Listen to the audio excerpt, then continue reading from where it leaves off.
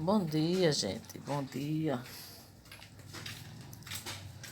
Uma ótima quinta-feira, abençoada para todos vocês. Tô em casa aqui na luta, o rapaz limpando meu quintal. E mesmo de mata aqui. Ixi, que é uma luta, né, gente? A vida é assim, né? A gente não pode parar, né? Temos que lutar sempre, né? O calor. E é chovendo e o calor em cima. Chovendo e o calor em cima. E vai chover, olha só, vou mostrar a vocês, ó, a chuvinha, ai meu Deus. Ai, Jesus. Gente do céu, escutaram o trovão, meu Deus, olha. Meu divino Espírito Santo, agora deu susto. Formiga de Deus, corre, formiga.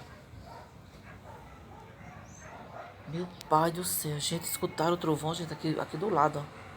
Ai, meu Deus, que susto eu tive. Gente, esse ano o inverno vai fazer medo, viu, gente? Os trovão, assim. Ai, Jesus do céu, eu tive medo agora, pode confiar. Meu Deus do céu, olha só. Tá se preparando para chover, viu? Vai começar a chover. Quando começar a chover, só Deus, viu, nego? Só Deus.